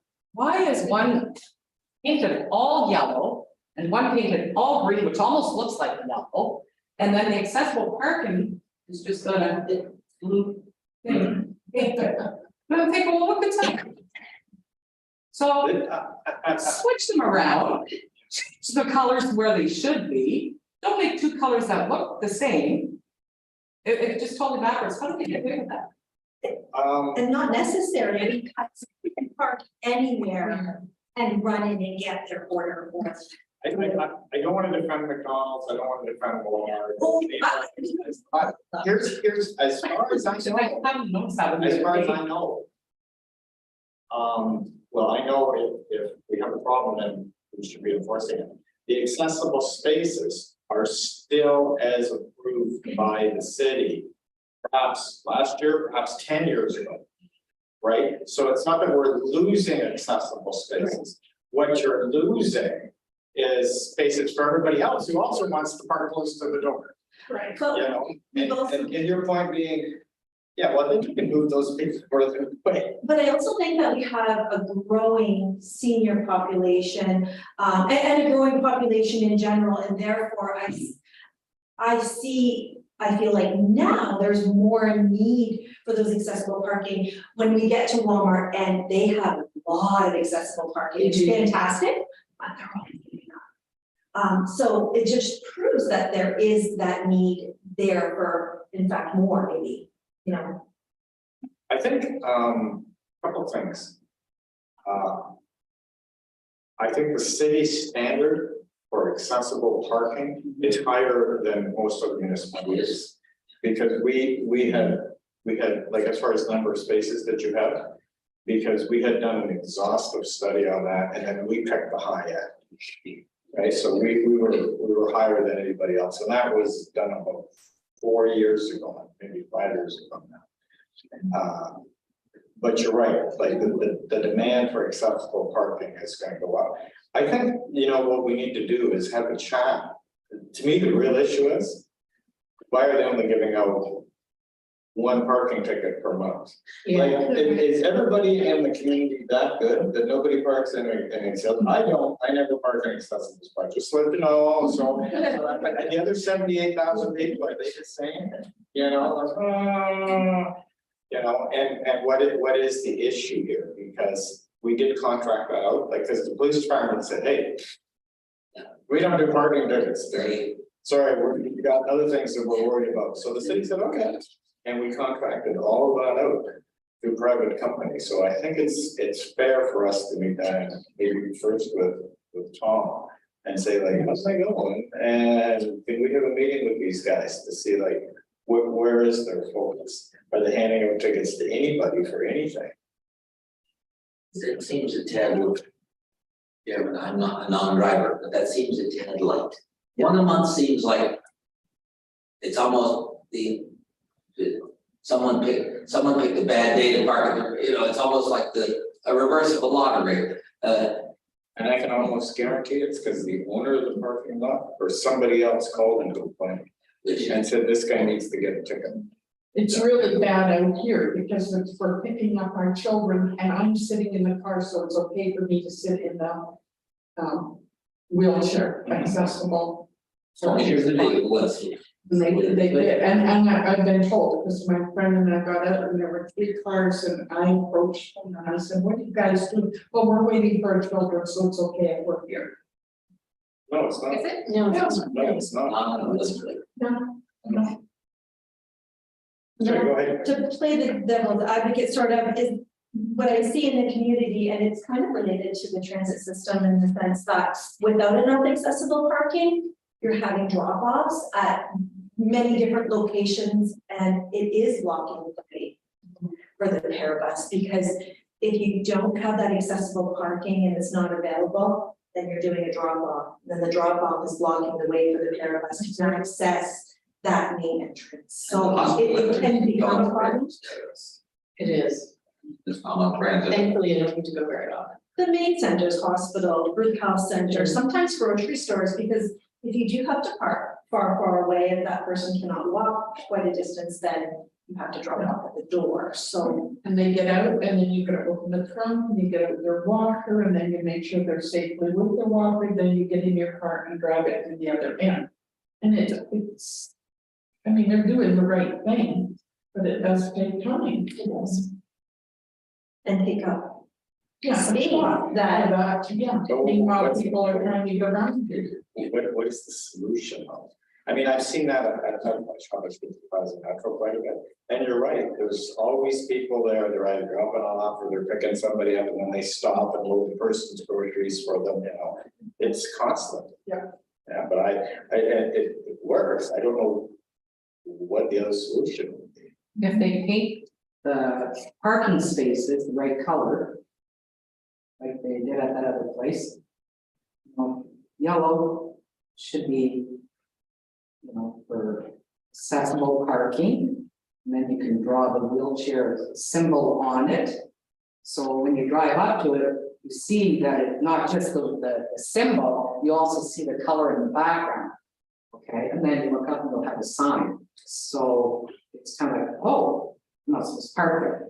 But if you just have the symbol there, that thing gets worn out or whatever, you don't see it. It's fine. Okay, so people will park there, maybe because they don't see that. Or whatever, who knows, right? But if you paint the spot itself. And with the symbol on it, even if it snowed, you can still see it, or if it's starting to wear down, you can still see it or whatever. I've seen that in some cases, but does that mean the highway traffic act? I don't know. There isn't a requirement and it's actually discouraged because when you paint the spot Right, in certain conditions, it makes it slippery. Especially, I think of Craig with crutches or someone with walkers, certain ways, it can be very slippery. Painted surfaces don't bother me, but I'm also pretty good at, I'm not new to these. And I don't mean that in a flippant sense, if you're someone due to a mobility device, who may not have had the, I won't tell you how long it took me to learn to walk. I got a lot longer training time than they do now on a walker. I think our physiotherapy folks have been given an envelope with X number of days. That's what you get. Yeah. So there are seniors who, even in my own building, use but I'm not. Let's put it this way, I'm glad I was trained when I was trained. Because I think there are some folks who are given the equipment and sort of told, go figure it out, which is not always the safest. I'm glad I found that out. I did not know that. Yeah, it's something that I've heard of the many years. Okay. But I think it goes back to, it is an enforcement piece, because if these spaces are, the accessible parking spaces are not being used by persons who need them, then, rather if they're being abused, they're not available for the people who need them. It's a huge problem. And I know that those parking infractions are not protective, as we're seeing in the community, is what's happening. That's right. Okay. I'm not sure if I can describe it, but the craziest accessible parking space has to be over at the A&W on Great Northern Road. There's the regular parking lot, and then it's like a ramp, so you're about 2 feet further up than the regular level of the parking lot, and it's painted. So I mean, if people got out of it, they're fine with getting out to their out of their vehicle, but then they got a ramp, they got a water. I gotta go look at that. I have not, I guess I can. Right in front of the A&W. I think that because the drive. It's after the drive-through. Yeah, I'll take attention next. Yeah. Yeah. yeah, and especially in the winter, it becomes slippery, that little slope to get up to the ramp to, yeah. Like that's just a bad design. People prove that. Oh, yeah.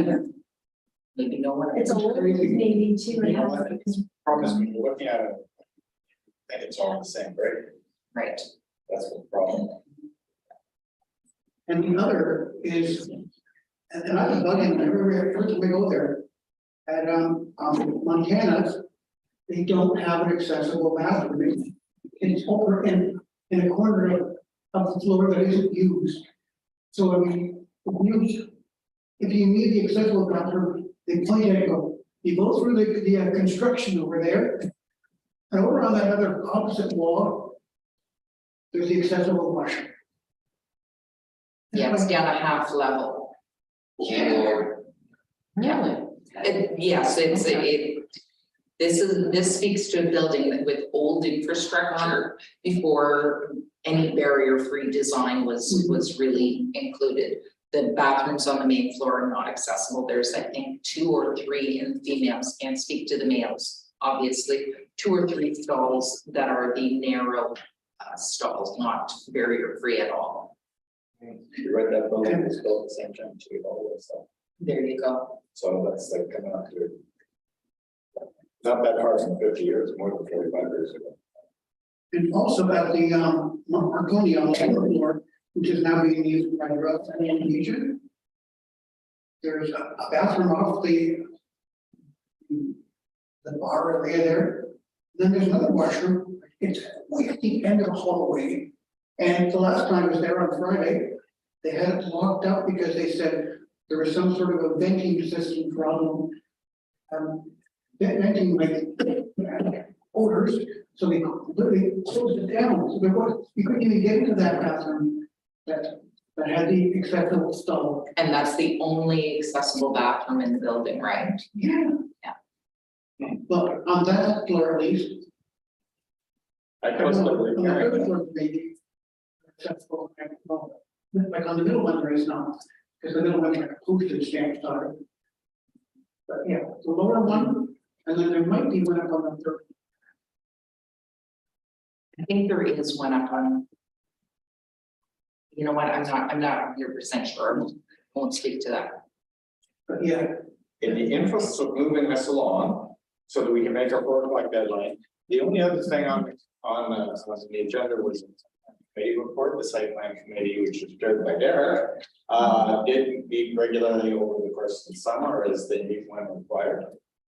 There is a copy of that report in the agenda. Did anyone want me to go through it, or are you content with this? People are content? Life is good? Site plan committee is doing a great job. Carol's on it. Yes, way to go. And Derek is doing a really good job chairing Yes. the committee. And before the meetings, I'll read over materials with Derek, because as he said, he has a print disability, so I'll read over the materials. But often when it comes to the site plan materials, he'll tell me what's already on there. His memory is excellent, excellent. Yes. And other than that, if no one has any thoughts, comments, issues, When are they gonna plant some trees? when are they gonna plant some trees? Yeah. Where? I don't know. Around the city, on the boardwalk, down Great Northern Road. The city has a budget for that. Yeah. They plant, and it's replenished every year by the supervisors. I want a bench and I want a tree across the street from the Canadian, right beside that gully. There's just a big empty field beside. That's the Honda gift. Honda. It's the Honda gift. It's a Honda now, okay? There's a big empty field there and then you got the gully. And that big empty field, the grass is about this high. And it's so nice if there was a tree there and a bench. I think, I know what you mentioned, I think Honda owns that. Oh, do they own that? Because they bought some of that property. I don't know that that's city. Because they dug it up when they fixed the road there, the pipes going right through Yeah. the Canadian and behind. So why? I know exactly where you're talking. Okay. Yeah. Just be so nice to have a bench and a tree. They want that in, Monterey. Yeah. They want it in Monterey Gardens, and, yeah. Let me see if we can do about that. Remember Monterey Gardens, the lady, They wanted a park in the middle where they have the room. I think it's just like a roundabout. Yeah, the roundabout. Oh, yeah. Yeah. Craig. Just to follow up on the items. So we're going to seek a meeting with regarding the parking violations or lack thereof. We're going to seek a meeting with the Tom Bear Enterprise Division. Is that who you're referring to? Yes. Yeah. Okay, no, I find it curious. I understood why the city police would argue that parking violations were not. But a private contractor hasn't. It should be more than one. Guys, I see one violation.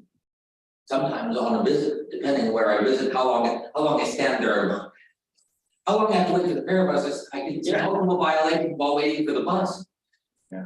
I'm not, Yes. I'm trying to be humorous, but I can think of other committee members who would have, at this point, probably flipped a table. I'm not inclined to flip tables, but we've had members who've done that at meetings, especially about parking. Yeah, no, that's, we will follow up with that.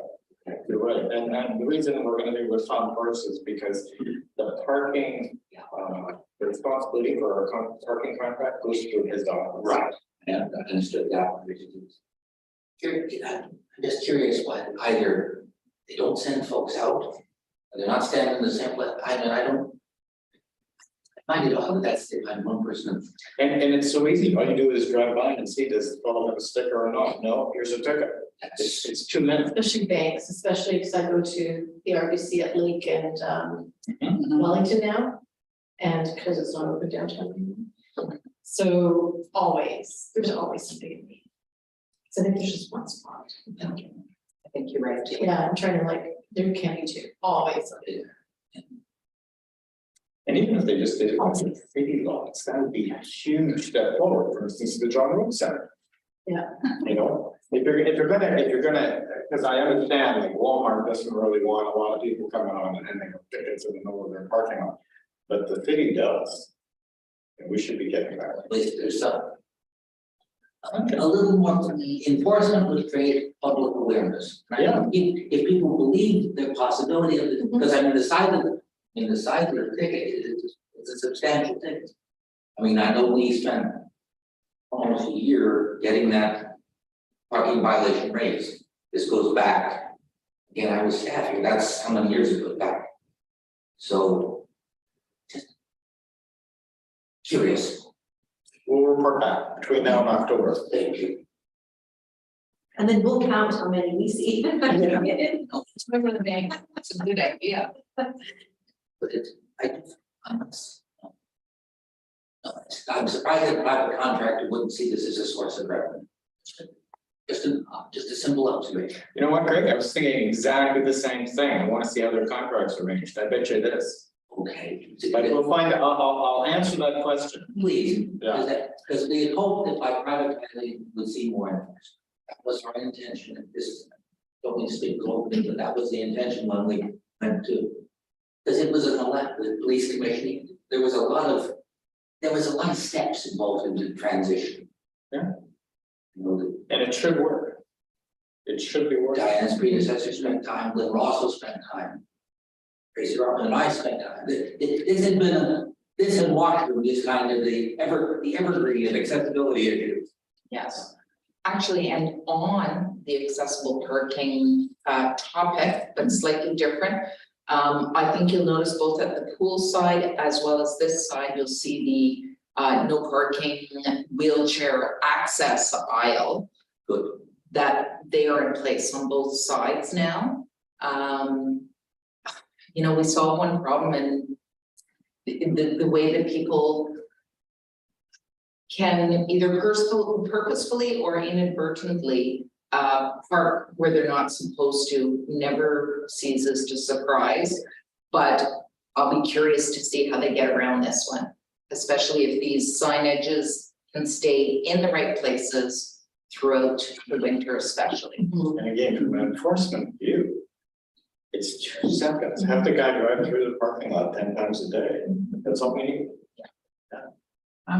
I still have a question about the finished rest home area there. Like, it'll probably take time before they can do anything there, right? I would think so, yes. Can they do something in the meantime temporarily, maybe just paint lines?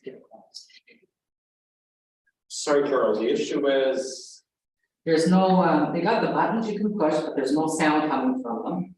There's no lines painted on the road to get across. are you talking about second line North Street? Second line and North Street. Yeah, okay. The whole 4 corners, okay?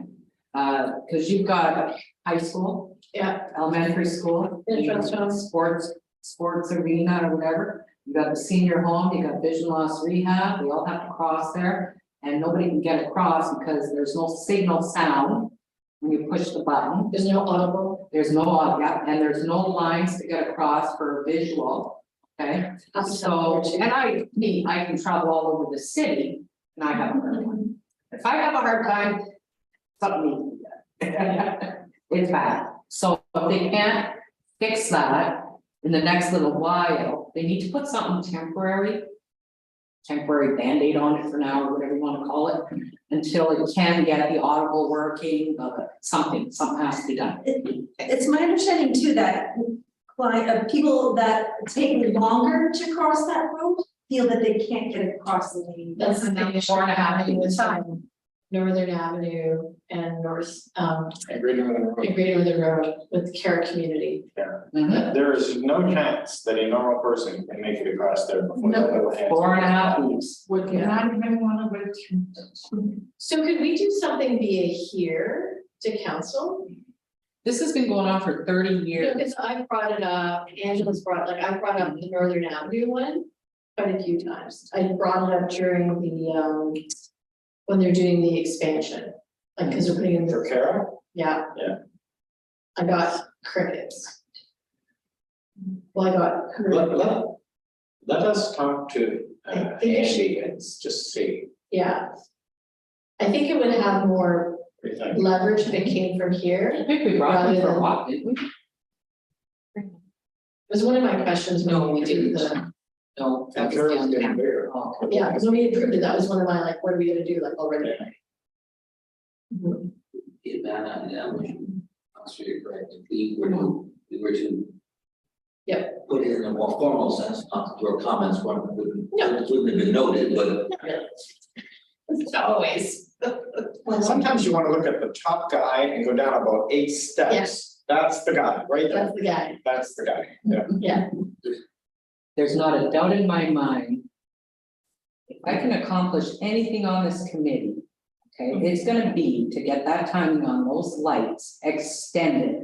So that no one, and I think if you go through the papers in there somewhere, it says, okay, it has to give you enough time to cross. Yeah. 4.5 beats does not give you enough time to even get off the curb. Watch. Start beeping.